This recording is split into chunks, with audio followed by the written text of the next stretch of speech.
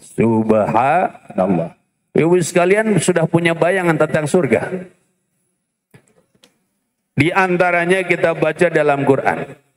Walakum fiha ma tastahi anfusukum walakum fiha ma tad'un. Untukmu di dalam surga apapun yang kamu ingin, untukmu di dalam surga apapun yang kamu minta.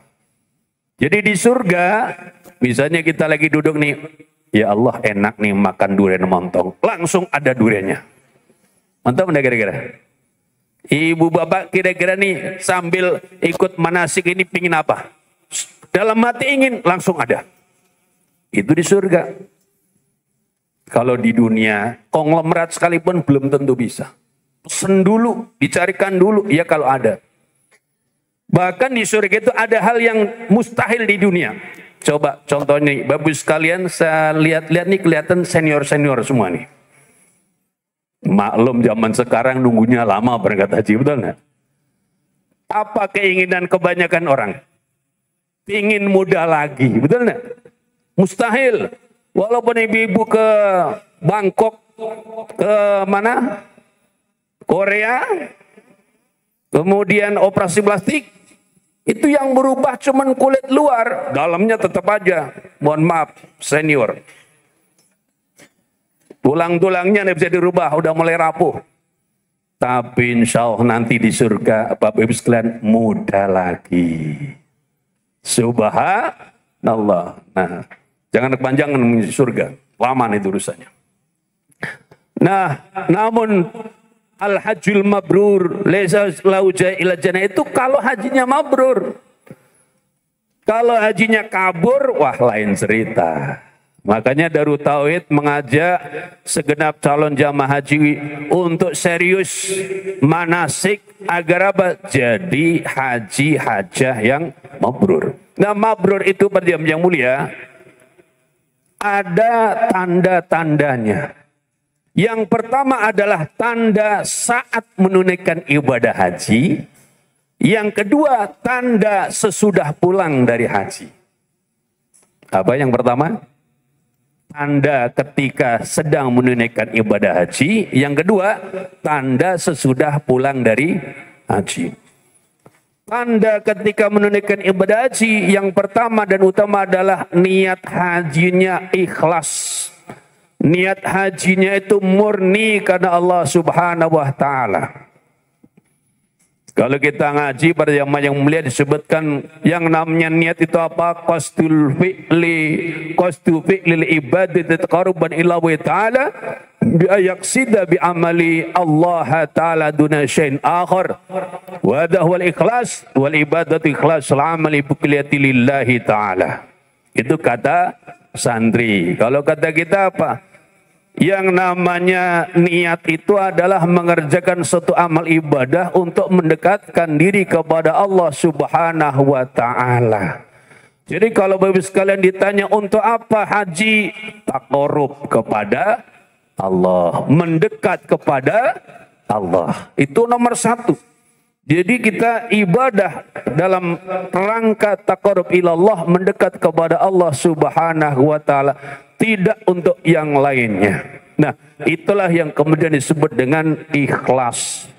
Ibadah yang ikhlas artinya dimurnikan semata-mata keseluruhannya untuk Allah Subhanahu wa Ta'ala. Para jamaah yang mulia, haji mabrur ada yang memaknai artinya haji makbul, haji yang diterima oleh Allah Subhanahu wa Ta'ala. Lalu seperti apa kaidah daripada diterimanya amal? Innal amala idza kana khalisan wa lam yakun shawaban lam yuqbal. Amal itu apabila dia ikhlas namun cara menunaikannya belum benar, maka belum diterima, belum mabrur. Wa idza kana shawaban wa lam yakun khalisan lam yuqbal. Apabila amal itu benar menunaikannya namun belum ikhlas niatnya pun belum bisa diterima, artinya belum mabrur. Bapak Ibu sekalian, semoga nanti jadi haji mabrur. Haji mabrur, kurang kenceng aminnya. Haji mabrur, haji mabrur. Nah kalau mau mabrur, kita ingat baik-baik. Hatta yakuna khalisan sawaban. Sampai amal haji Bapak sekalian itu niatnya ikhlas, cara menunaikannya benar. Jadi cara menunaikan hajinya benar, terus niatnya ikhlas, itulah yang namanya haji mabrur.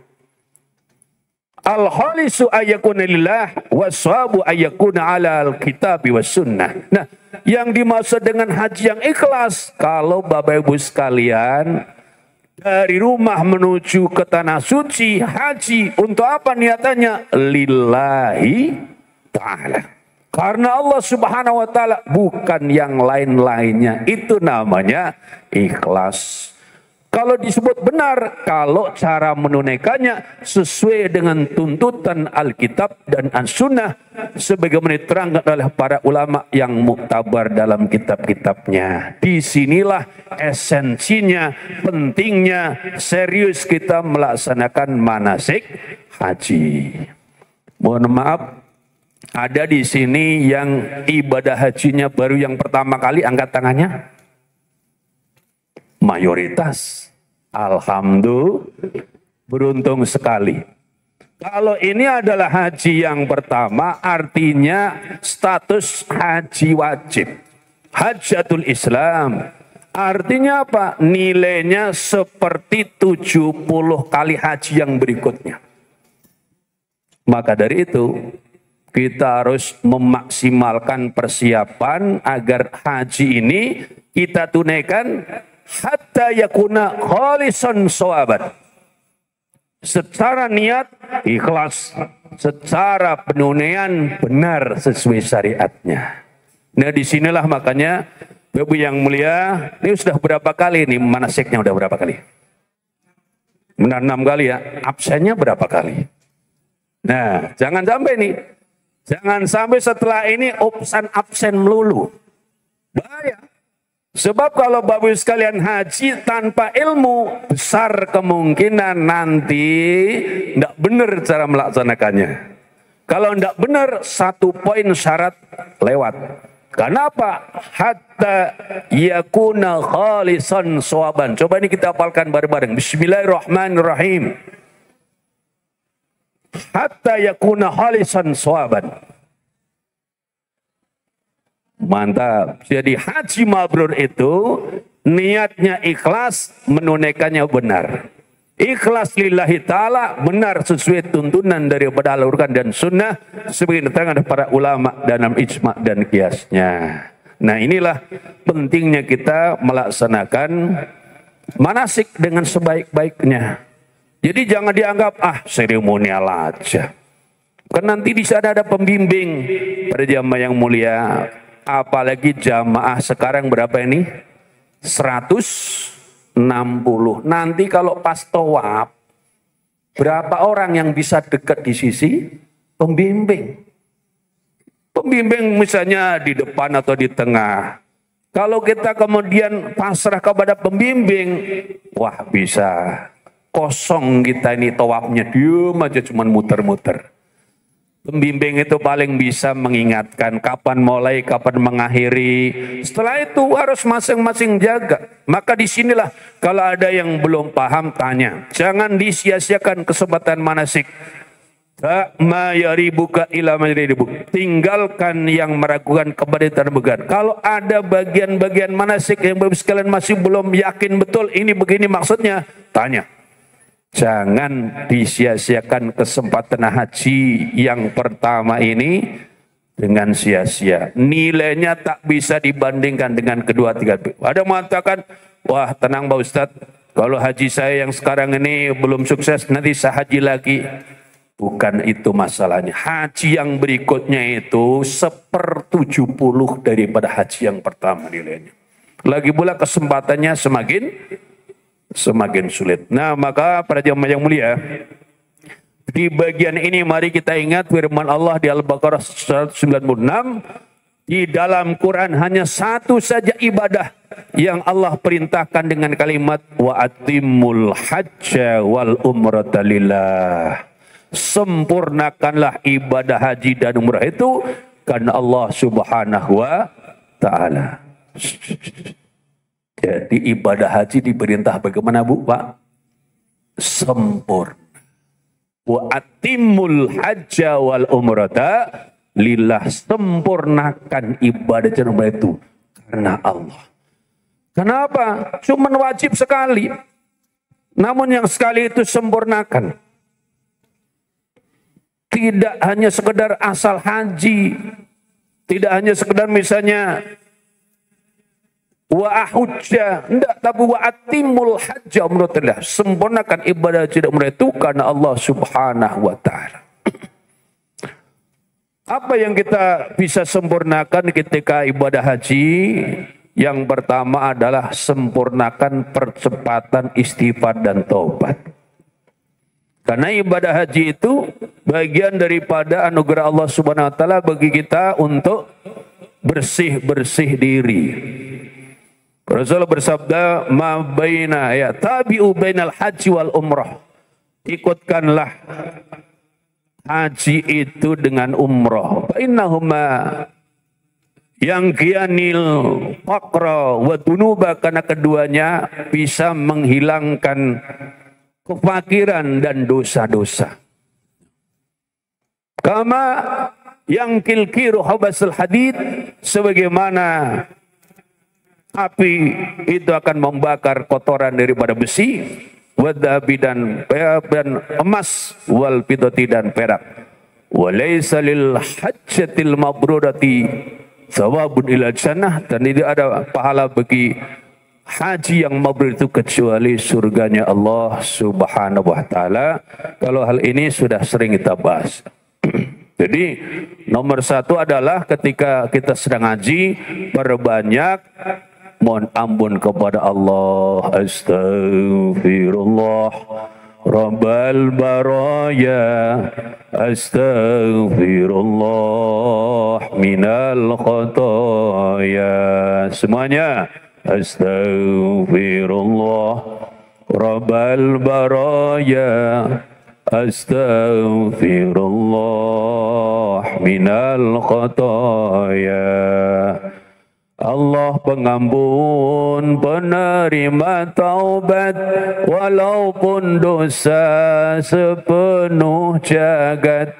Wahai sahabat, cepatlah taubat, karena ajal kian mendekat.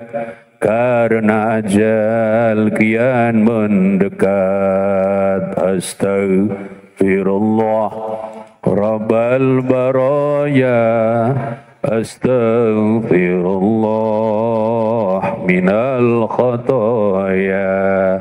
Ibu bapak sekalian, nanti di Mekah lihat Ka'bah, ya kalau tidak tawaf ya sholat tahiyat masjid, kemudian perbanyak istighfar. Astaghfirullahaladzim bersama-sama. Astaghfirullahaladzim alladzi la ilaha illa huwal hayyul qayyum wa atubu ilaih. Syukur-syukur sampai menangis.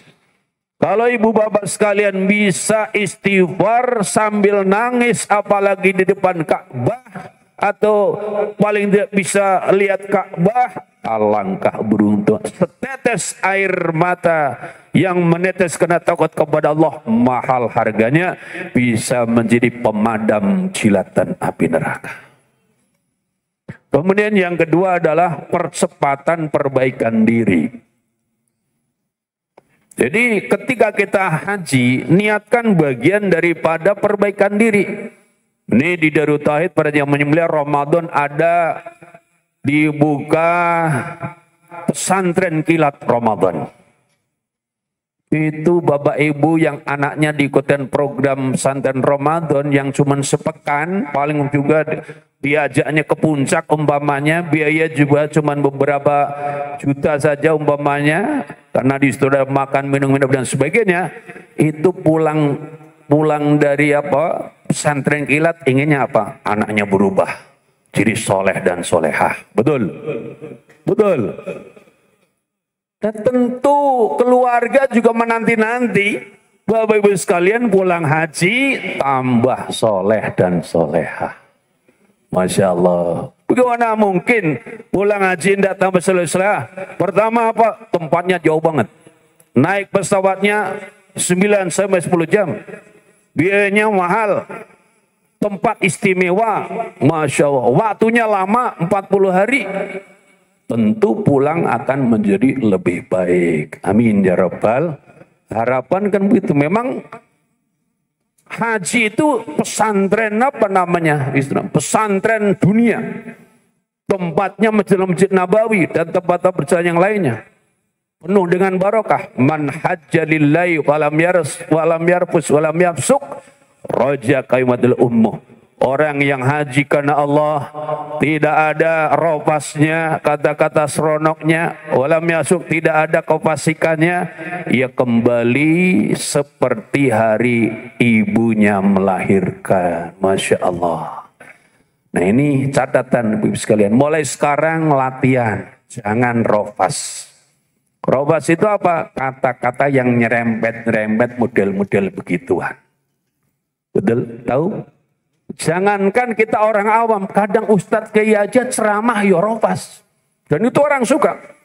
Kiai yang pidato, tablik-tablik, kalau ngomong nyerempet rofas, itu pada tertawa jamaahnya. Nah, kalau kita sedang haji justru ini hati-hati. Malam ya rebus, tidak boleh kita rofas. Jadi yang suka cerita-cerita, nyerempet-nyerempet kemesuman, mulai sekarang latihan. Di haji nggak boleh. Rontok nanti kita kemabrurannya. Yang kedua apa? Jangan fasik. Fasik itu apa? Meninggalkan ketaatan. Misalnya Bapak sekalian ya, sholat tentu saja. 5 waktu tidak boleh tinggalkan. Memang ada Pak Ustadz orang haji tidak sholat? Ada. Ada. Orang umrah ada tidak sholat. Karena memang di rumah tidak sholat. Nyampe sono juga tidak sholat. La haula wa la quwata. Loh kok berangkat haji? Diberangkatin anaknya. Kok umrah? Diberangkatin oleh putranya. Tapi di sana dia tersiksa. La haula wa la quwata illa billah. Jadi nikmati kita berkata-kata yang terjaga. Dan kemudian apa? Nikmati taat kepada Subhanahu wa ta'ala. Termasuk nih, Bu, ada ibu-ibu. Ketika haji, terlebih nanti di Arafah, sedang wukuf, hati-hati aurat Bu. Kadang-kadang karena terbiasa di rumah juga belum kerudungan, di sono lepas kerudung. Jangan sampai terjadi. Itu namanya fasik Bu. Dan keras-keras. Tahu enggak Bu namanya? Fasik kitanya tidak taat, keluar dari jalur ketaatan. Pantangan orang haji, rafas dan fasik. Para jamaah yang mulia, di dalam Quran juga ada di Al-Baqarah 97, Al-Hajju Asyhurum Ma'lumat, faman farada fihinnal hajja fala rafasa wala fusuqa wala jidala fil hajj. Intinya apa? Siapapun yang sudah menetapkan niat untuk haji, mulai sekarang latihan, tidak boleh rofas, tidak boleh bicara yang nyerempet-nyerempet kemesuman dan yang tidak senonoh, kemudian tidak berbuat fasik. Mulai sekarang lebih serius lagi dalam membangun ketaatan dan apa? Wala jidala fil hajj, dan jangan bantah-bantahan di dalam haji. Memang ada orang bantah-bantahan, cobaan. Kadang-kadang nanti urusan kamar, bantah-bantahan. Moga-moga nanti panitia haji tahun ini udah pada tertib. Misalnya apa? Jamaah datang, itu panitia yang di Arab Saudi sudah menyiapkan kamar dengan tertata dengan baik. Karena ada yang dulu kami alami ya, begitu datang diburukin kunci, suruh ngatur sendiri. Itu semalaman tidak beres. Masya Allah. Ada yang sekeluarga pingin deketan. Begitu sudah oke, yang satu enggak, copot lagi, kembali lagi. Ruwet banget. Nah itu kadang-kadang menimbulkan perbantahan. Nah alhamdulillah di Darut Tauhid jamaah itu sudah terlatih ya mendengarkan ceramahnya guru kami Agim. Kemudian sudah ada Pak Sistri ini pemahaman tentang manajemen kolbu. Luar biasa yang pernah kami. Ada bapak-bapak belum kebagian kamar. Pagi-pagi gimana Pak? Alhamdulillah saya kamarnya gede banget. Di mana? Di masjid. Kamar mandinya banyak. Alhamdulillah, wah ketemu jamaah begini aman kalau enggak ribut. Nah setelah dicarikan lagi, disesuaikan ketemu juga.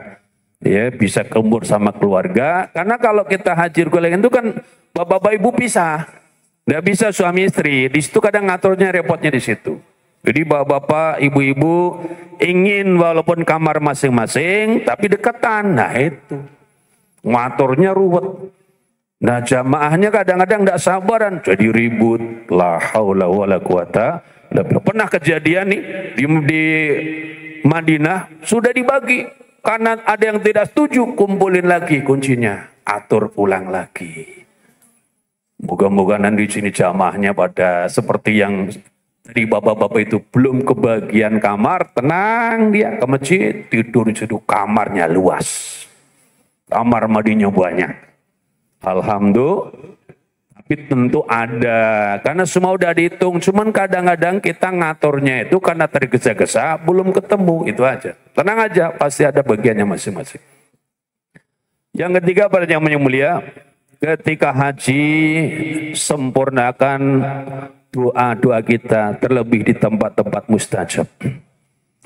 Di salah satu keistimewaan ibadah haji atau nomor itu apa? Kita dapat kesempatan doa di tempat mustajab.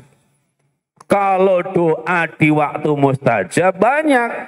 Di Jakarta juga ada. Bandung, Semarang, Surabaya ada. Sepertiga malam akhir antara adzan dan qomat, antara khutbah yang dua ataupun khutbah dengan sholat Jumat. Tapi tempat mustajab hanya ada di tanah suci. Ini keterangan dalam kitab selipat. Malaujil ardi baldatun yustajabu fiha doa fi khamsata ramadhan illa Makkah. Tidak ada di muka bumi ini satu kota atau satu negeri yang doa diijabah di dalamnya di 15 tempat kecuali Makkah. Maka dari itu Bapak sekalian catat baik-baik ini. Jangan disia-siakan nanti kalau pas sampai tempatnya doa. Yang khusyuk. Ini tempat mustajab. Nah apalagi digabungkan dengan orangnya mustajab. Tempatnya mustajab. Waktunya mustajab. Masya Allah. Di mana itu tempat mustajab untuk doa? Pertama di dalam Ka'bah. Tapi kalau mau masuk Ka'bah, Bapak sekalian harus jadi presiden dulu. Karena biasanya yang boleh masuk presiden dan rombongannya. Atau kalau tidak presiden, juara 1 MTQ internasional. Ada kira-kira? Wah, kalau tidak ada ya udah lewati. Kedua, Hajar Aswad. Bapak sekalian, kalau udah latihan bagaimana tawaf, di mana kita Bismillahirrahmanirrahim Akbar, itu di tempat di mana kita Bismillahirrahmanirrahim Akbar kita istilam, itu Hajar Aswad, tempat mencari doa. Kalau bisa memang di dekatnya, kalaupun tidak dari jauh. Yang penting arahnya Hajar Aswad. Mustajab untuk doa. Rukun Yamani. Setelah kita melewati Hajar Aswad muter, nanti sampai rukun yang keempat, pojok yang keempat, yang juga dibuka di sana, rukun Yamani mustajab untuk doa. Kemudian di bawah mizab.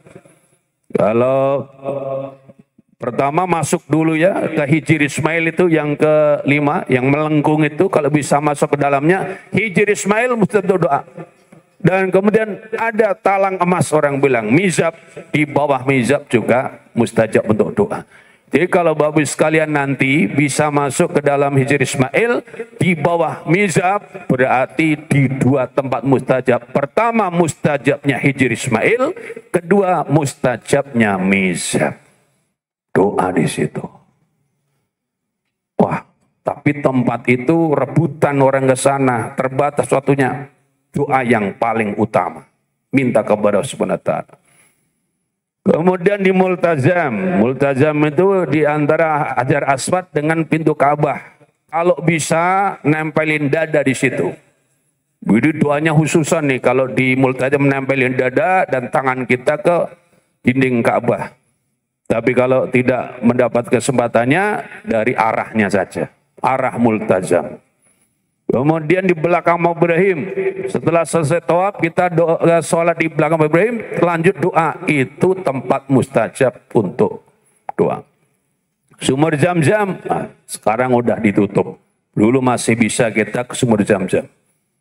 Sofa, ketika kita memulai sa'i di sofa teman mustajab. Marwah, mustajab untuk doa. Itu yang ada di kota Mekah. Kemudian nanti kita akan melakukan ziarah kota Mekah, akan ke Arafah. Arafah tempat mustajab doa, terlebih nanti pada waktu wukuf tanggal 9 Dzulhijjah. Kemudian Masjidil Haram di Musdalifah, mustajab doa. Dan nanti di Mina ada 3 tempat mustajab doa. Jadi Jamrah Ula, Wusta, Aqobah itu mustajab semua. Sekalian nanti datang ke tempat lempar jumrah yang pertama, Jumrah Ula, mustajab.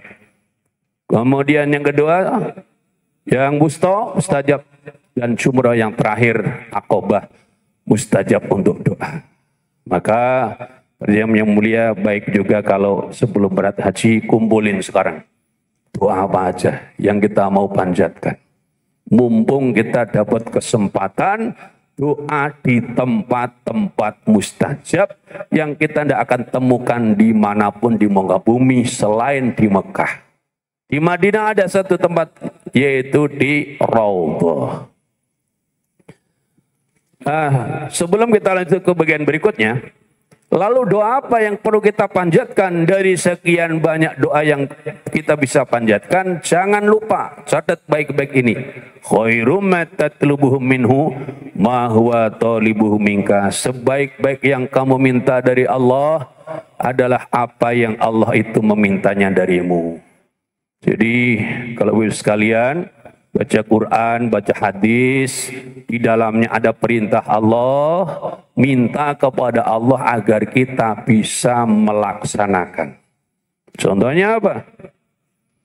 Ya ayyuhalladzina amanu ittaqu haqqa tuqatih wa la tamutunna illa wa antum muslimun. Orang-orang beriman, bertakwalah kepada dengan sebenar-benar takwa dan jangan sekali-kali mati kecuali sebagai seorang muslim. Minta kepada ya Allah, tolonglah hamba-Mu agar menjadi hamba-Mu yang benar-benar bertakwa.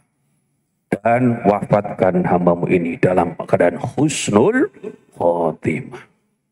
Ya Allah biha, ya Allah biha, ya Allah bihusnul khotimah. Wa atimul kondemsinya tadi, wa atimul haji sudah ya. Sempurna haji nomorkan Allah. Minta kepada Allah agar bisa menunaikan ibadah haji dengan sempurna. Aqimus shalah wa atuz zakah. Dirikan salat, bayar zakat. Minta ya Allah, jadikanlah hamba-Mu ini orang-orang yang khusyuk dalam salat, ikhlas dalam bayar zakat. Apalagi dalam Quran ada waratilil Qur'ana tartila. Baca Quran dengan tartil. Ya Allah, bimbing hamba-Mu ini agar rajin belajar Al-Quran, bisa membaca Al-Quran, bisa memahami isi Al-Quran, bisa mengamalkan isi ayat-ayat Quran. Jadi jangan sampai ada orang nih ketika dulu belum punya tempat belajar, pingin dapat universitas pilihan yang terbaik, belum punya kerja, doa minta pekerjaan, belum ketemu jodoh, doa minta punya istri, punya suami, belum punya keturunan, doa minta anak, belum punya rumah, doa minta punya tempat tinggal. Tapi kadang-kadang lupa, belum punya salat khusyuk enggak minta. Belum punya bacaan Quran tartil enggak minta. Termasuk apa? Belum punya tawadhu enggak minta. Padahal itu perintah Allah. Wala tamshi fil ardi maraha. Jangan kamu berjalan muka bumi dengan angkuh. Ya Allah, selamatkan hamba-Mu ini dari ujub, dari takabur, dari keangkuhan. Ya Allah, bimbing menjadi orang-orang yang ahli tawadhu. Minta kepada Allah. Termasuk misalnya apa? Kita ini biasanya ya, kalau ngajinya bener, itu ceramah kok bener-bener ilmu, bawahnya pengen ngantuk, betul nggak? Tapi kalau guyonan, melek, betul.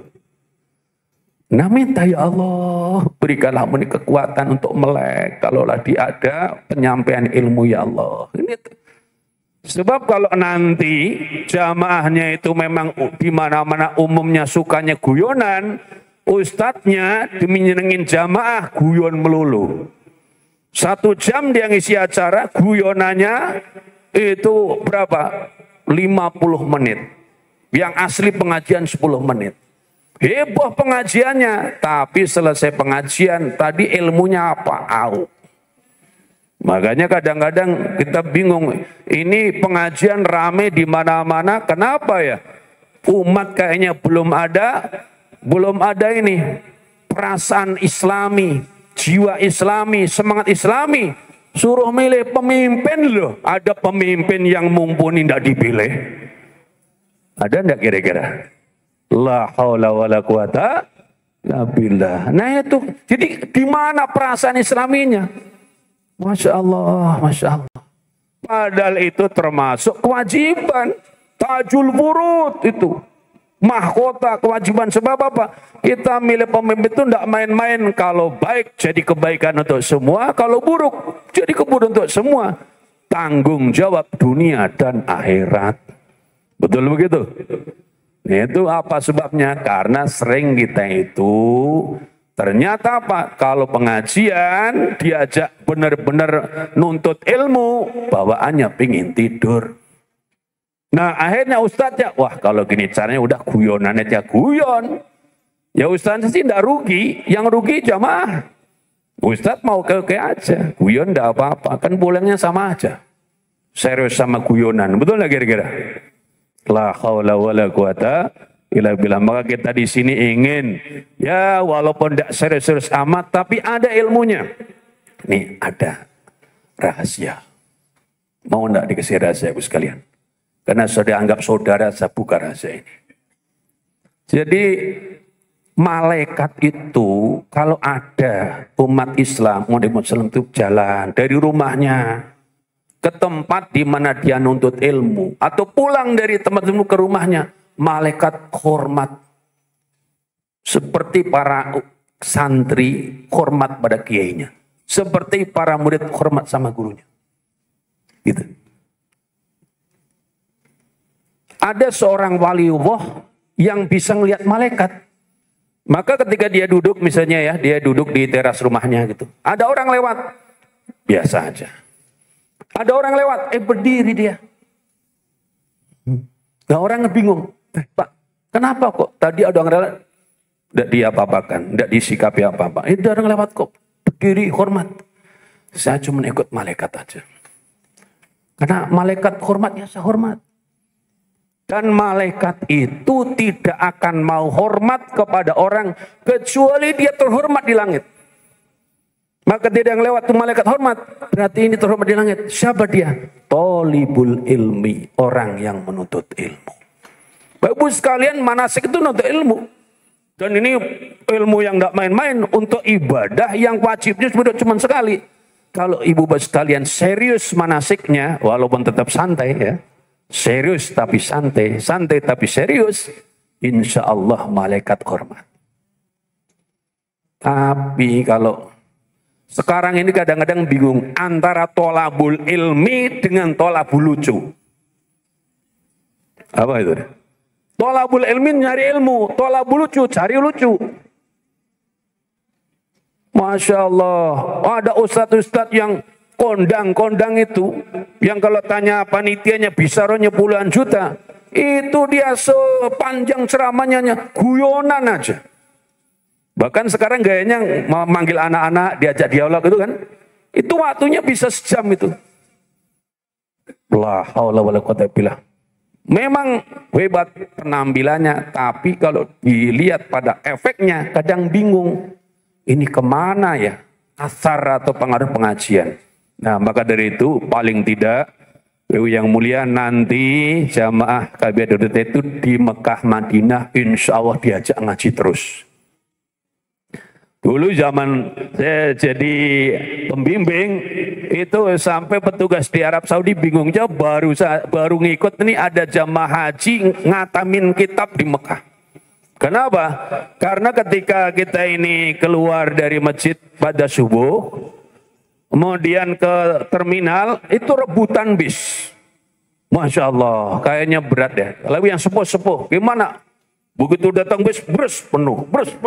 Akhirnya hari kedua saya putuskan. Jamaah Haji Darut Tauhid, mulai besok, ba'da sholat subuh, kumpul di pelataran di pelataran Marwah. Kita ngaji aja sambil nunggu syuruk. Setelah syuruk, kemudian sholat duha juga, baru kita pulang ke penginapan, sudah longgar. Alhamdulillah setuju. Jadi 25 hari di Mekah, ngaji sampai khatam kutipan kitab tafsir Sawi pada bagian Asmaul Husna.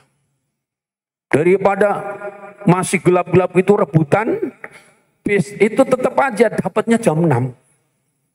Jam 5 keluar masjid, rebutan bis dapatnya jam 6, rugi besar. Mari kita rubah daripada rebutan bis, kemudian kita ngaji saja, insya Allah kita dihormati oleh malaikat. Ngomong-ngomong, mohon maaf nih, Bapak sekalian, apa setiap hari ada yang hormatin gitu, Bapak lewat terus begini, gitu. Ada nggak kira-kira? Ada. Kalau bukan pejabat tinggi atau tokoh besar kayaknya enggak ada ya. Tenang. Insya Allah malaikat yang begini, Bu. Silakan Ibu, tolibul ilmi. Tapi kita bisa memahami kenapa malaikat demikian itu sikapnya.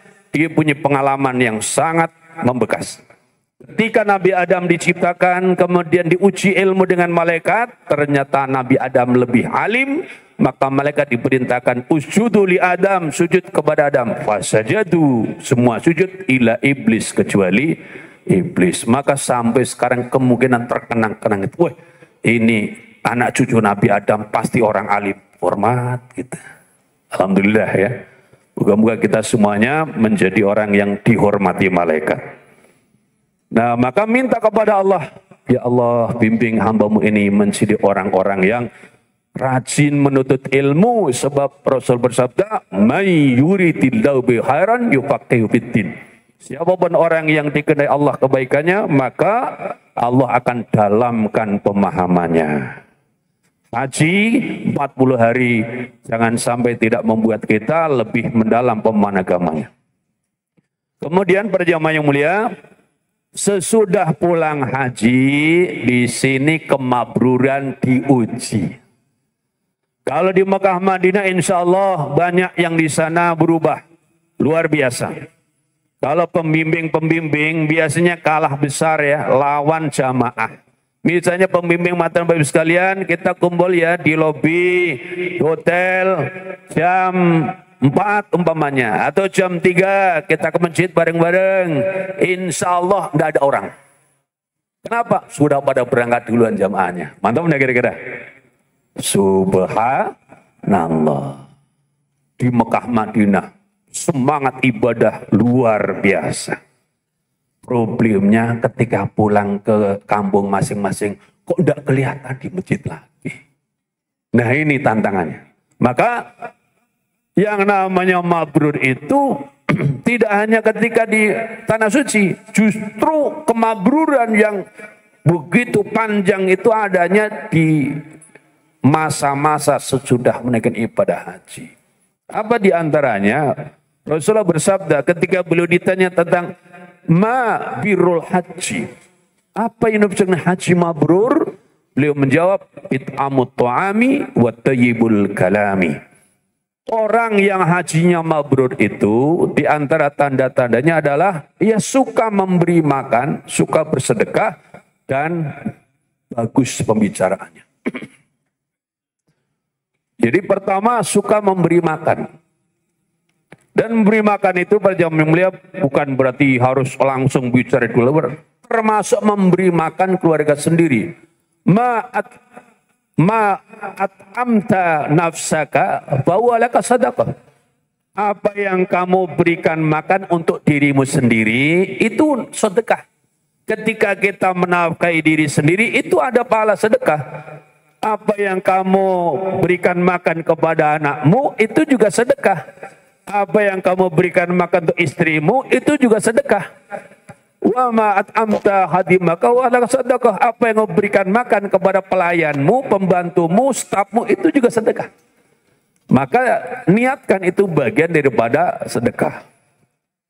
Bahkan kalau kita mau lihat pahalanya, dinar atau kita rupiah yang kamu nafkahkan di jalan Allah, yang kamu nafkahkan di dalam memberikan budak, yang kamu nafkahkan di dalam bersedekah kepada orang miskin, yang kamu nafkahkan di dalam memberi makan istri ataupun keluarga, a'dhamu ajran alladzi anfaqtu ala ahlik. Yang paling besar pahalanya adalah yang kamu nafkahkan untuk keluargamu. Saya kadang-kadang heran ya, di sosmed itu kadang-kadang muncul ada tayangan bapak-bapak nyawer biduan. Ada di sini hadir. Dermawan sekali ini orang. Itu duit segepok nggak bisa habis nih. Apa ya kepada istrinya begitu dia? Ini yang ngasih duit ke biduan bisa jadi dosa karena dia sengaja ngasih satu-satu biar lama mandangnya. Dosa itu. Harusnya kalau mau dermawan itu kepada istri, kepada anak, begitu caranya. Bukan kepada biduan di panggung-panggung la haula wala quwata illa billah. Jadi yang mulia, sedekah kepada fakir miskin pahala. Sedekah kepada apa? Kepada janda-janda tua pahala. Untuk jihad pahala, semua itu pahala. Tapi dari sekian banyak pahala, yang paling besar pahalanya sedekah kepada istri, kepada anak kita sendiri. Jadi jangan sampai ada orang dermawan kepada yang di luar rumah, tapi kikir kepada yang dalam rumah. Setuju, Bu? Jadi setelah ini insya Allah uang belanja naik. Alhamdulillah, niatannya sedekah, yang pahalanya paling banyak. Gitu. Ini pesan sponsor. Kemudian pada yang mulia, kalau kita bersedekah di jalan Allah, maka pahalanya dibesarkan oleh Allah. Bahkan seperti ada orang sedekah yang tingginya kecil, seperti kuda kecil, akhirnya dibesarkan oleh Allah sampai sebesar gunung. La haula wala quwata illa billah, subhanallah walhamdulillah. Ini banyak sekali perjamuan yang mulia. Hadis-hadis mengenai ini. Misalnya apa? Innaka lan tunfiqa nafaqatan tabtaghi bi wajhallahi ila ujirta alai hatta ma taj'alu fi imra'atik. Sungguh tidaklah engkau menginfakkan nafkah harta dengan tujuan mengharap ridha Allah kecuali kamu mendapatkan ganjaran pahala atasnya sampai makanan yang kamu berikan ke mulut istrimu itu juga ada pahalanya di sisi Allah Subhanahu wa taala. Moga-moga nanti pas haji ya, zaman dulu baru pengantin diulang. Suami nyuapin istrinya. Istri nyuapin suaminya. Mantap enggak kira-kira? Insya Allah. Kok begitu Pak Ustadz? Kan sudah ngaji. Bahwa itu bagian daripada ibadah. Kemudian satu hadis lagi kita perlu cermati di bagian ini. Ini satu keistimewaan bagi orang Islam, umatnya Nabi Muhammad SAW. Kita ini walaupun misalnya punya harta cuma satu kurma, kita belah jadi dua. Jangan sampai kita sia-siakan. Ittaqun nara walau bisyaqi tamrah atau bisyqi tamrah. Selamatkan dirimu dari api neraka walaupun dengan setengah kurma. Ibu sekalian, kita punya kurma setengah. Kurma satu kita belah jadi dua. Separuh kita makan sendiri untuk buka puasa, separuh sedekahkan ke orang. Itu bisa membuat orang selamat dari azab neraka. Kenapa? Kita umatnya Nabi Muhammad Sallallahu Alaihi Wasallam. Tapi kalau kita bukan Nabi Muhammad, mohon maaf, orang-orang kafir, jangankan cuma punya harta separuh kurma, dunia seisinya 2 lipat, tidak akan bisa menyelamatkan. Masya Allah. Itu Dalam Quran Allah seperti itu. Innal ladzina kafaru law anna lahum ma fil ardi jami'an wa mislahu ma'ah liyabtadu bim adabi yaumil qiyamah ma tuqbila minhum balum adabun adzim. Orang-orang kafir itu walaupun mereka punya harta sepenuh bumi, bahkan 2 kali lipat lagi mereka punya, kemudian mereka jadikan sebagai tebusan dari adab hari kiamat, ma tuqbila minhum, tak akan terima dari mereka. Walum adabun alim, bagi mereka siksa yang pedih. Jadi kita jangan sampai takjub kepada orang-orang kafir. Walaupun mereka punya dunia semuanya, tapi tak bisa selamat dengan apa yang mereka punya. Tapi kita walaupun cuma sebutir kurma, bahkan separuhnya bisa selamat. Karena kita umatnya Nabi Muhammad Sallallahu Alaihi Wasallam. Maka jangan lupa nanti di Madinah, ziarah ke makam Rasulullah. Dan kita salam kepada beliau. Assalamualaikum ya Rasulullah. Itu dengan hati yang benar-benar tulus. Kenapa? Ketika kita membaca Assalamualaikum ya Rasulullah, itu dijawab langsung oleh Rasulullah SAW. Karena setiap ada umatnya salam kepada Rasul, ruh Rasul dikembalikan lagi, jawab salam kita semuanya. Maka coba kita bareng-bareng, ya Nabi salam alaika ya Rasul salam alaika ya Habib salam alaika sallallahu alaika. Tapi ini bacanya bisik-bisik. Kalau kita di makam Rasulullah, ya Nabi, tangkap oleh petugas Arab Saudi. Boleh. Kalau mau begitu caranya dari luar. Ziarah luar kita. Dari halaman Masjid Nabawi, kita lihat ada apa? Kubah hijau itu. Dari situ kita dari jauhan. Sendirian atau berdua. Kalau ramai-ramai tetap aja enggak boleh.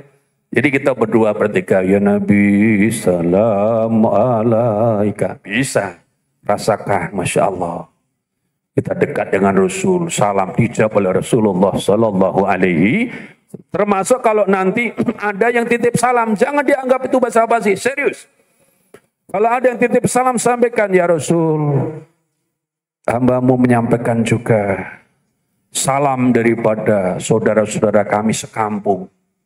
Kalau disebut satu-satu kan panjang, sekampung, se-RT, sekeluarga. Tapi sampaikan, karena ini betul-betul nih, serius nih. Kalau kita dititipin salam, sampaikan. Termasuk misalnya minta doakan. Kalau misalnya doanya, karena yang minta tadi, ibu bapak sekalian, mungkin balik mati safar haji, yang datang 1000, semua minta doakan. Satu-satu doanya, lama. Ya Allah, semua yang hadir dalam balik mati safar, ya Allah, kabulkan doanya ya Allah. Nah, kemudian yang ketiga, para jamaah yang mulia, pembicaraan yang baik, thayyibul kalam. Jadi Bapak Ibu Haji ada PR besar nih, sepulang haji rubah. Loh kok sekarang ibu-ibu yang seperti Bu Tejo kok sudah tidak ada lagi? Tahu enggak Bu Tejo? Ya enggak tahu, enggak apa-apa, berarti bukan itu. Masya Allah, oh kok sekarang jadi alim-alim. Ada apa terjaga lisannya? Oh ya maklum, hajinya mabrur. Alhamdulillah.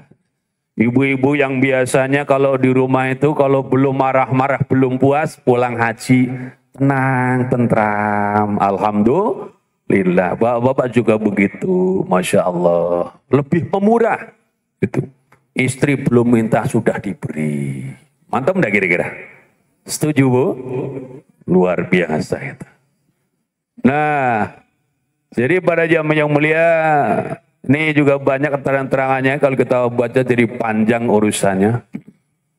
Intinya apa? Al-muslimu mansal musliman misani wa yadi. Orang Islam itu adalah orang Islam lainnya selamat dari keburukan lidah dan tangannya. Terlebih Bapak Ibu yang sudah dijamu oleh Allah haji. Itu orang istimewa. Dipastikan tak semua orang bisa melaksanakan. Kenapa? Bukan hanya masalah biaya, masalah ini kuotanya, masalah apa nomor apa namanya? Nomor porsinya itu yang tidak mudah mendapatkan. Maka yang sudah sampai ke tanah suci pulang haji, jaga lidahnya, tangannya. Jangan sampai menyakiti sesama muslim, bahkan juga kepada alam semesta yang lainnya. Kiatnya bagaimana? Man kana yu'minu bil yaumil akhir falyakul khairan alyasmut. Barang siapa yang beriman kepada Allah dan di akhir, maka hendaklah ia berkata yang baik, atau kalau tidak ya diam aja. Sebelum berkata-kata, renungkan ini baik atau buruk. Baik, katakan. Buruk, diam. Termasuk kalau lagi marah-marah. Rasulullah sampai ingatkan, idza ghadiba ahadukum falyaskut. Apabila saudara kamu sekalian marah, maka hendaknya dia diam. Itu kemarahan Bapak dan Ibu Haji. Kalau lagi marah diam. Jangan sampai lagi marah mengumbar kata-kata.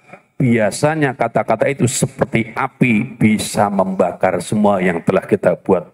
Menjadi musibah. La haula wa la quwata illa billah. Banyak sekali keterangan-terangannya ini. Di antaranya Rasul bersabda, la yastaqimu imanun la yastaqimu imanu abdin hatta yastaqima qalbuh. Tidak akan tegak iman seorang hamba sampai ia tegak dulu atau istiqamah dulu hatinya. Wala yastaqimu qalbu hatta yastaqima lisanu, dan tidak akan tegak ila istiqamah hati seorang hamba sampai dia istiqamah lidahnya. Wala yatulu rajulun al-jannata la ya'manu jaribahu, dan tidak akan masuk surga orang yang tetangganya tidak aman daripada kejahatannya. Ibu Haji tentu harus lebih menjaga lagi karena menjadi orang-orang yang istimewa. Nah, terakhir pada jamaah yang mulia, orang yang hajinya mabrur, Rasulullah bersabda ketika ditanya tentang hajjul mabrur, haji mabrur itu apa ya Rasul? Beliau jawab, it'amut ta'am wa ibsa'us salam. Memberi makanan seperti keterangan awal. Tambah lagi ini yang kedua, yaitu ibsa'us salam, menyebarkan salam. Jadi ketika kita haji, nanti pulang haji, salam itu jadikan bagian syiar. Jangan sampai malah ikut-ikutan mengganti salam dengan kata-kata yang lain. Selamat pagi, selamat siang, selamat sore. Malah nanti kerepotan kalau di dalam ruangan, ya kan? Yang kita tidak ngelihat luarnya, tahu-tahu selamat pagi, padahal udah malam. Lagi pula, kalau kita mau salam, bagusnya yang contoh Rasul bagaimana? Assalamualaikum. Dijawab, waalaikumsalam. Itu bagian daripada ibadah dan itu doa. Nah, mengenai salam, mari para jemaah yang mulia, kita bahas baik-baik ini. Ayul islami khair. Siapakah orang yang Islamnya lebih baik? Rasul bersabda, tut'imut ta'am, yaitu kamu orang yang memberi makan, wa taqra'us salam, yang kamu itu mengucapkan salam ala man arabta wa ala man lam ta'rif. Ucapkan salam kepada orang yang kamu kenal maupun yang tidak kamu kenal. Ini terjadi pada zaman yang mulia karena di zaman Rasulullah itu beda sekali antara orang Islam dan dia cukup kelihatan. Dari mana? Dari cara berpakaiannya. Sehingga kita mau kenal, tidak kenal, asal dia orang Islam, kita ucapkan Assalamualaikum. Waalaikumsalam. Sebab kita tidak boleh mengucapkan salam kepada yang bukan orang Islam. Nah itu kalau selamat pagi, selamat siang kepada non-muslim. Kalau kepada sesama muslim, Assalamualaikum. Nah padahal kita itu diperintahkan salam kepada orang yang kenal, mudah kenal. Karena memang pada waktu itu, Muslim dan Muslim kelihatan dari penampilannya. Nah kalau zaman sekarang repot nih. Karena kadang-kadang orang Islam tidak kelihatan penampilan Islamnya. non-muslim, tidak berkerudung, yang muslimannya juga. Nah kita bingung nih, gimana nih, musalam enggak? Nah, makanya ini sebetulnya ada keterkaitan dengan upaya-upaya yang lain dalam rangka menerapkan ajaran Rasulullah Sallallahu Alaihi Wasallam. Maka ini dalam Fathul Bari disebutkan, min asratis saati ayyamura rajul bil masjidi wa yusalli fihi. Di antara tanda-tanda kiamat adalah ada orang yang lewat masjid tapi tidak salat. Kalau dalam Islam, kalau orang masuk masjid, sholat di masjid paling tidak 2 rakaat. Jangan duduk di masjid sebelum sholat 2 rakaat. Kalaupun tidak sempat karena misalnya tidak bisa wudhu atau sebagainya, ganti dengan al-baqatus shalihat. Subhanallah, walhamdulillah, wa la ilaha illallah, wallahu akbar. 3 kali. Coba bareng-bareng sekalian. Subhanallah, walhamdulillah, wa la ilaha illallah, wallahu akbar. Nanti menjelang kiamat akan terjadi orang masuk masjid tapi tidak sholat. Yang kedua, wa alla yusallima ila alaman ya'ribu, dan orang tidak akan salam kecuali kepada orang yang kecuali kepada orang yang dia kenal. Kepada orang yang dia tidak kenal dia tidak salam. Kenapa? Karena ragu. Ini muslim atau bukan? Karena pada waktu itu sudah tidak beda lagi penampilan muslim maupun non muslim. Nah, oleh karena itulah semoga Bapak Ibu sekalian ibadah haji membuat kita semakin sempurna, menampakkan diri kita sebagai muslim. Perintah begitu, isyhadu bi anna muslimun, ya. Sasil sekalian, kami ini semua adalah orang-orang Islam. Para jamaah yang mulia, kemudian ketika ada 2 orang muslim ketemu, siapa yang paling utama? Inna aulana sibilai man bada'um bisalam. Orang yang paling utama di sisi Allah adalah orang yang ia memulai mengucapkan salam. Kalau misalnya ada orang yang naik kendaraan dengan orang yang berjalan, yusallimu raqibu alal mashi wal mashi alal qaidi. Orang yang berkendaraan mengucapkan salam kepada orang yang jalan kaki. Ibu sekalian naik mobil, ketemu yang jalan, assalamualaikum. Mantap enggak kira-kira? Wah, Pak Haji luar biasa ya. Tawaduk, naik mobil loh nyalamin yang jalan kaki. Insyaallah.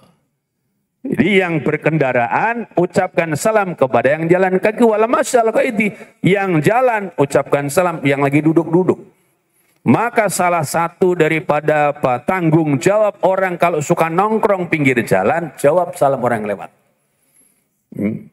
Orang lewat, assalamualaikum, waalaikumsalam. Datang nih, assalamualaikum, salam. Sampai nih jawabin salam, resiko duduk pinggir jalan. Kalau ndak pingin jawab salam, masuk rumah. Kadang-kadang suka nongkrong pinggir jalan, disalamin ndak mau jawab, dosa. Karena perintahnya Rasulullah, yang berkendaraan ucapkan dulu salam ke yang jalan kaki. Yang jalan kaki tadi ucapkan salam pada yang duduk.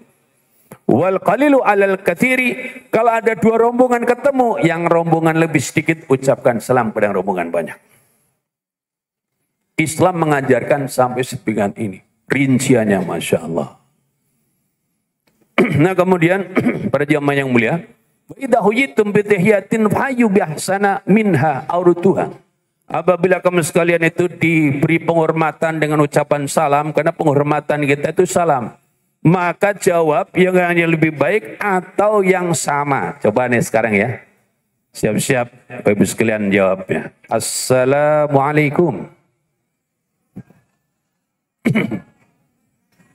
Pemudah sekali ini. Langsung. Tapi ada yang perlu kita sempurnakan. Kalau assalamualaikum jawabannya waalaikumsalam warahmatullahi wabarakatuh. Terlebih nih ketika sholat. Ketika sholat itu salam ya harus itu. Tidak boleh salamun alaikum. Assalamualaikum. Tapi assalamualaikum. Assalamualaikum warahmatullahi wabarakatuh. Assalamualaikum. Assalamualaikum. Sebab segot atau bentuk salam dalam sholat itu ya assalamualaikum. Nah, ketika kita misalnya ketemu orang diucapin Assalamualaikum, kalau kita mau minim jawabannya Waalaikumsalam. Lebih baik ditambah jawabannya Assalamualaikum, Waalaikumsalam warahmatullah. Ada orang Assalamualaikum warahmatullah, jawab Waalaikumsalam warahmatullahi wabarakatuh. Wah, ini orangnya lengkap nih. Assalamualaikum warahmatullahi wabarakatuh. Kalau mau ada jawabannya. Ini ngajinya agak naikkan dikit. Kitabnya Fathul Mu'in. Nah, jawabannya mana? Waalaikumsalam warahmatullahi wabarakatuh wa maghfiratuh. Tambah wa maghfiratuh. Wah, ini rupanya bapak-bapaknya ngajinya rajin nih. Engkek dia. Assalamualaikum warahmatullahi wabarakatuh wa maghfiratuh. Jawabnya gimana? Waalaikumsalam warahmatullahi wabarakatuh wa maghfiratuh wa ridwanu. Wah, udah selesai nih, mentok nih. Ridho apa udah enggak ada lagi. Coba sekarang ya. Iseng-iseng kita ini. Assalamualaikum. Assalamualaikum warahmatullahi.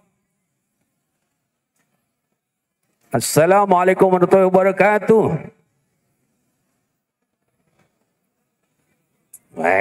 Assalamualaikum warahmatullahi wabarakatuh wa maghfiratuh.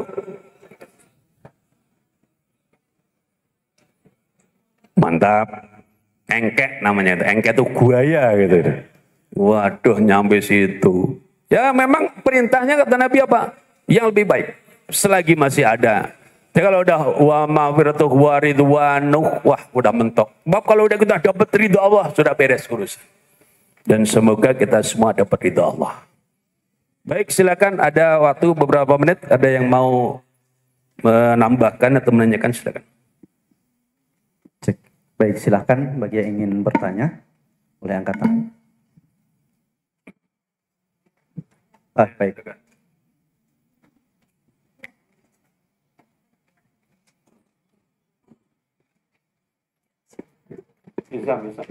Assalamualaikum warahmatullahi wabarakatuh, Pak Ustadz.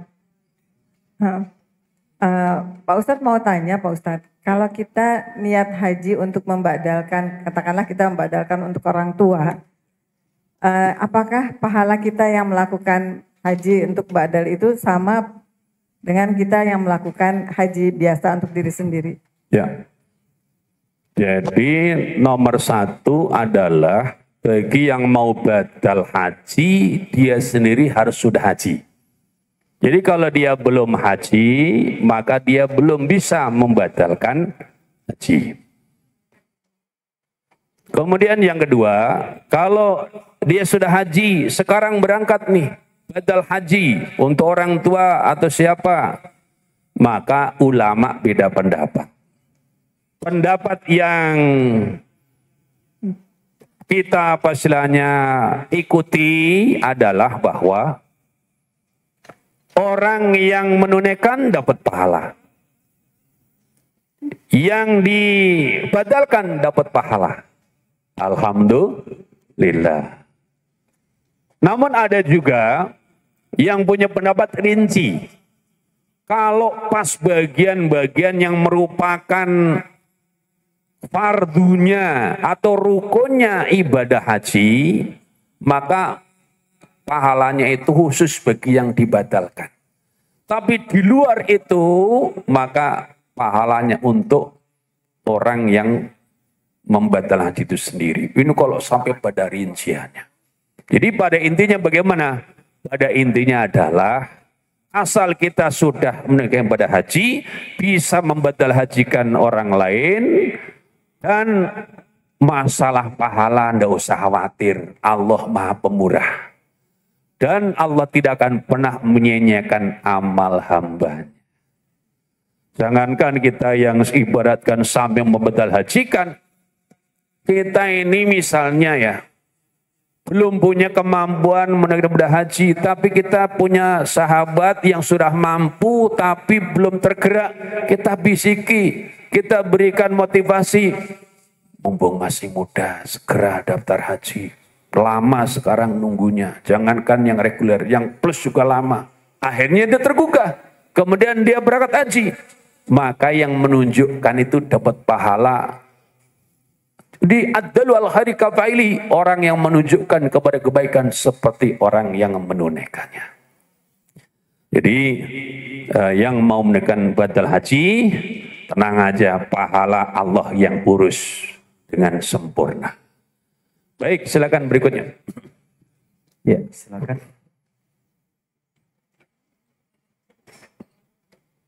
Wah, luar biasa, udah pada paham semuanya berarti. Luar biasa ini. Mantap. Ya, silakan. Ada, sebentar.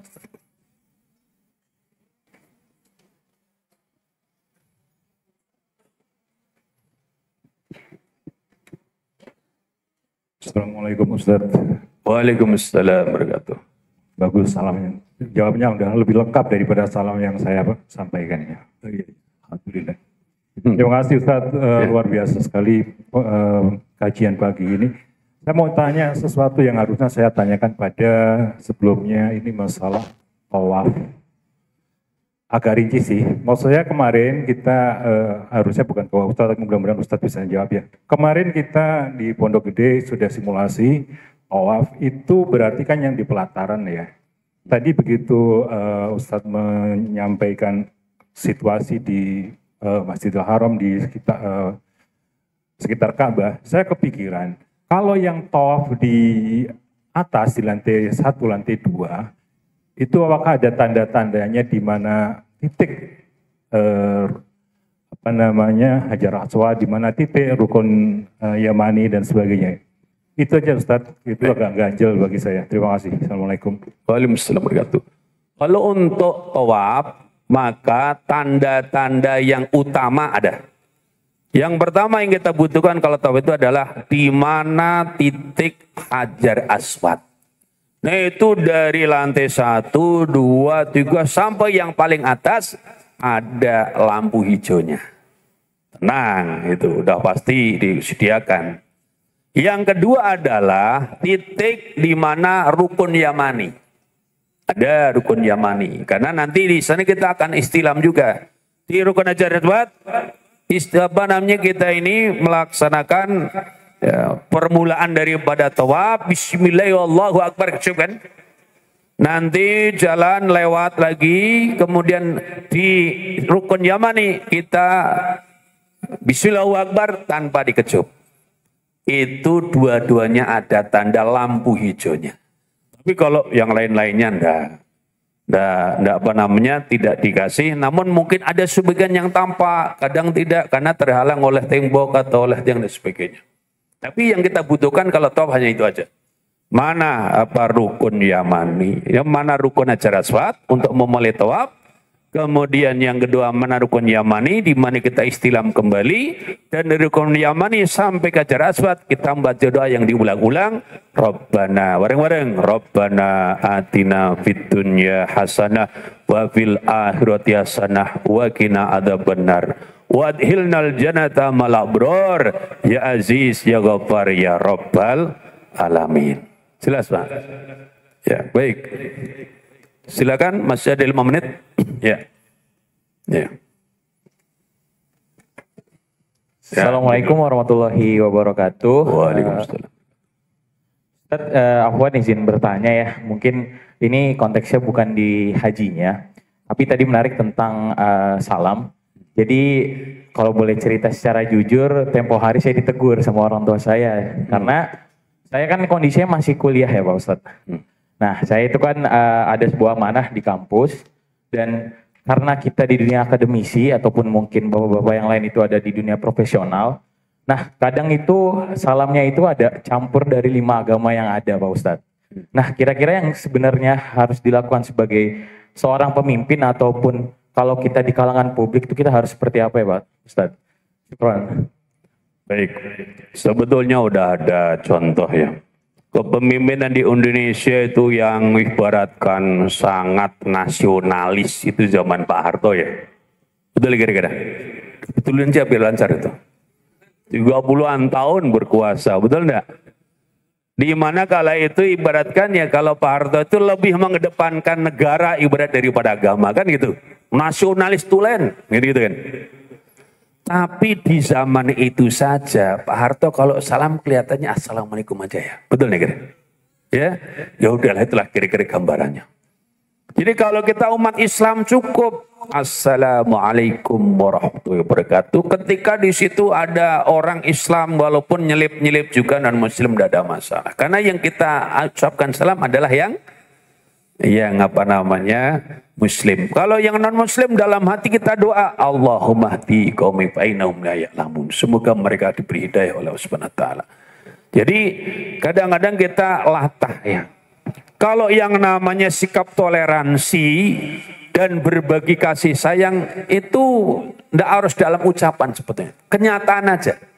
Saya ngomong begini itu bukan hanya di sini. Bahkan dulu ketika para ustadz dan kiai diberi kesempatan audiensi ke DPR, saya sampaikan ini. Ada YouTube-nya tuh. Yang namanya Pancasila. Jangan cuma kata-kata. Mari kita berlomba-lomba mewujudkan dalam perilaku. Berlomba-lomba bertakwa. Berlomba-lomba berperi kemanusiaan. Berlomba-lomba membangun persatuan. Berlomba-lomba kita menebarkan kebijaksanaan. Berlomba-lomba berbagi keadilan sosial. Setuju? Jangan kemudian akhirnya apa? Kita ini mengambil ucapan-ucapan dari semua agama. Itu dalam pidato saja sehari-hari. Malah kadang-kadang kita mendolimi la haula wa la quwata illa billah. Karena apa? Ucapan itu dalam Islam ada konsekuensi. Seperti misalnya apa? Kita yang bagi orang awamnya. Kenapa kita tidak mengucapkan selamat hari Natal? Karena Natal bagi mereka ada keyakinan tentang kelahiran Tuhan. Tuhan siapa? Tuhan Yesus. Kalau kita mengatakan selamat hari Natal. Kan nanti berarti kita mengucap selamat atas hari kelahiran Tuhan. Kalau mau selamat, selamat gitu loh. Selamat ya, sama itu. Yang penting faktanya saja. Dan bahkan non-Muslim sendiri juga tidak ingin kalau kita itu ikut nimbrung-nimbrung sebetulnya. Ini sekarang perjalanan yang mulia ada ide dari pejabat tertinggi di Departemen Agama. Kata mau menjadikan KUA itu untuk semua agama. Itu justru para pemimpin agama lain itu keberatan gitu. Padahal yang dia maksudkan mau cari nama kan, wah sebagai apa namanya, yang memperhatikan agama lain. Enggak, mereka enggak ingin diganggu. Itu kadang-kadang itu overdosis. Udahlah, lakum dinukum waliyatin. Udah jelas dalam Islam agamanya lakum dinukum waliyatin. Agamamu, agama-agamaku, satu sama lain saling menghormati. Dalam amalan lana amaluna walakum amalukum. Amal kami, amal kamu. Justru ya, toleransi yang sejati adalah jangan campuri ibadah orang lain. Setuju begitu? Baik. Ada waktu lagi? Ada satu lagi silakan. Assalamualaikum warahmatullahi wabarakatuh. Waalaikumsalam warahmatullahi wabarakatuh. Ustadz, saya mau tanya terkait dengan salam ya. Ya. Sekarang ini banyak grup WA kan. Nah itu ada yang menafsirkan bahwa grup WA itu adalah surat elektrik. Nah padahal di dalam Al-Quran itu di Nabi Sulaiman itu berkirim surat pun dengan Bismillah, dengan tidak dengan salam pada Ratu Bilqis. Nah apabila anggota WA menulis salam, apa kita wajib menjawab? Karena itu tulisan bukan kata-kata. Padahal di hadis tadi jawablah salam. Artinya kita mendengar, kita jawab. Nanti kan kita baca, apa kita jawab? Ya. Terima kasih. Baik. Nah, ini menyangkut masalah istilahnya ketaatan dalam beragama dan mengikuti Rasulullah Sallallahu Alaihi Wasallam. Makanya gini, saya itu kalau WA seringnya enggak pakai salam, ngerepotin yang jawab gitu. Jadi saya kalau misalnya apalagi kepada santri atau kepada teman itu enggak pakai salam. Kenapa? Takut dia nanti kerepotan kalau enggak jawab, takut dosa. Karena hukumnya kalau mengucap salam kan sunnah, jawab wajib. Maka kalau misalnya kita ini orang-orang yang dekat gitu, jangan tulis dia salam. Kenapa? Nanti ngerepotin dia kalau enggak dijawab. Waalaikumsalam itu panjang. Jadi doa yang justru mustajab itu doaul muslim ya. Liahihi bidul ghaib.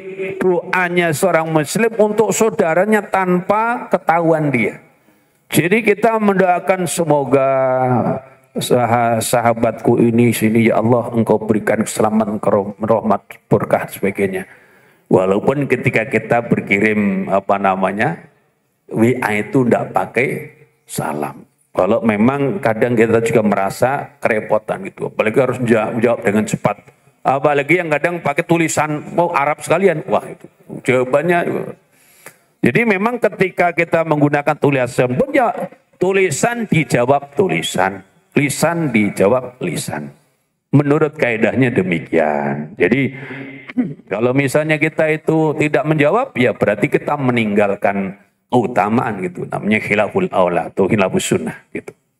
Baik, kepada jamaah yang mulia. Satu lagi boleh? Ya. Ya, silakan.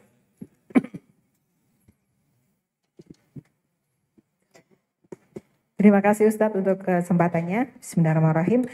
Mohon izin bertanya. Jadi kan salah satu larangan berihram itu kan jidal gitu Ustadz ya. Jidal, terus bertengkar, berkata-kata kotor lah. Di sini batasannya seperti apa? Karena kadang-kadang mungkin dalam kondisi yang mungkin kita tidak ini kadang-kadang kan agak emosi gitu. Karena ini kan hubungannya dengan dam nih Ustadz. Mungkin nanti kan ketika nanti kita di sana kan batasannya seperti apa gitu. Ketika mungkin kita kesel apa gimana, apakah itu sudah kena dam apa belum seperti itu. Jadi batasannya itu seperti apa? Terima kasih. Jadi kalau jidal itu tidak ada damnya, namun itu merusak kemakruhan haji kita. Dan batasannya di mana ketika dalam kita itu istilahnya adu pembicaraan sampai pada tataran lepas kendali. Misalnya kadang-kadang mengucapkan kata-kata yang tidak perlu. Misalnya apa? Saya tidak enak nyebutinnya, tapi terpaksa ya. Goblok loh. Bego. Nah ini berarti sudah, memang apa maksud ucapan ini? Kan udah dari situ yang namanya jidal udah merusak haji di situ. Mengucapkan kalimat-kalimat yang sudah tidak penting. Bahkan itu membuat kita ini hubungannya jadi rusak. Pada zaman yang mulia, urusan sama manusia itu lebih repot banding dengan Allah Subhanahu wa taala. Ada satu pepatah Arab mengatakan ya, waqad yurja li jarisayfin bur'un wala brima jar halisan. Kalau pedang lukai tubuh masih ada harapan sembuh, tapi kalau lidah lukai hati kemana obat tidak dicari. Kita haji nih, kadang-kadang sekamar, lepas kontrol sekali aja, itu 40 hari terngiang-ngiang. Betul begitu? Nah makanya mending tadi, kata Nabi gimana kalau lagi marah? Idza ghadiban falyaskut. Kalau lagi marah mending diam. Kalau udah enggak marah lagi silahkan kalau mau bicara. Itu namanya riyadhah, perlu latihan. Moga-moga hasil semuanya. Karena pada zaman yang mulia banyak orang karyanya hancur gara-gara lepas kontrol sekali dua kali aja. Ada polisi, konon kabarnya karirnya hebat. Bahkan selama karir tidak pernah tugas keluar kota Jakarta terus pangkat cepat naik, jangan sebut nama orang. Tapi lepas kontrol satu peristiwa hancur. Betul begitu. Jangan sebut nama. Tidak boleh. Ini kita udah tahu. Gitu. Tapi ini pelajaran. Betapa karya yang sudah dibuat lama sekali. Bahkan keluarga juga ikut mengalami musibahnya. Haji itu pada zaman yang mulia. Menghaji bisa ikut Pak Ustadz. Oh, yang punya manajemen tidak hanya manusia. Setan juga manajemen. Maka ketika pas haji itu, ini menurut dugaan saya belum konfirmasi sebetulnya. Setan juga ngirim setan-setan profesional. Sehingga nanti itu akan kacau balau kalau orang yang tidak dapat perlindungan Allah. Untuk para kiai diutus kiainya setan. Untuk para ustadz utus setannya ustadz. Untuk direkturnya setan gitu. Supaya apa? Imbang. Makanya kadang-kadang kejadian Nggak masuk akal gitu loh.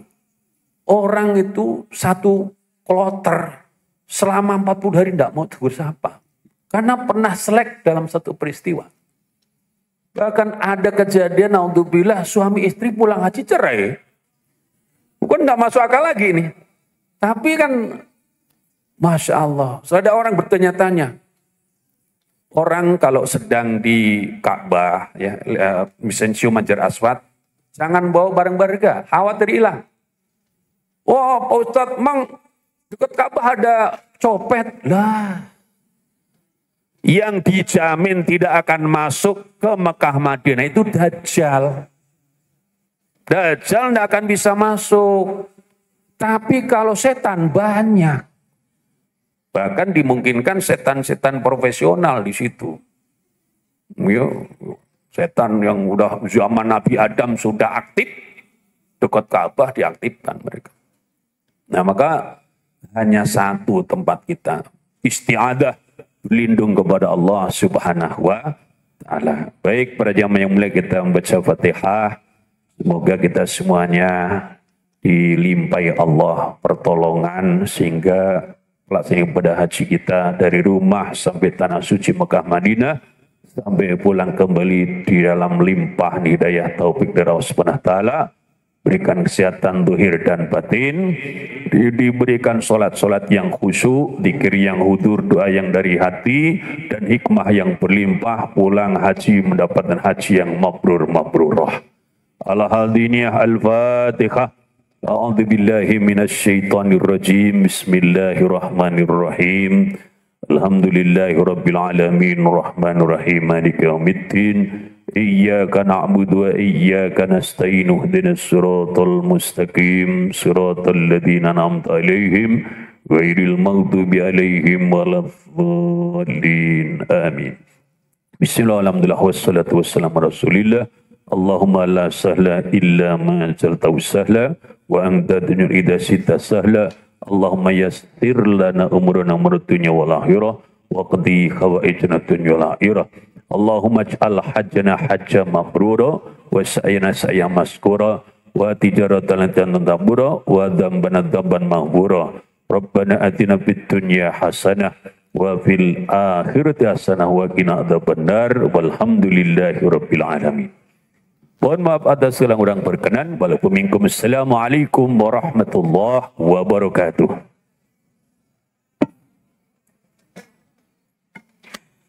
Waalaikumsalam warahmatullahi wabarakatuh.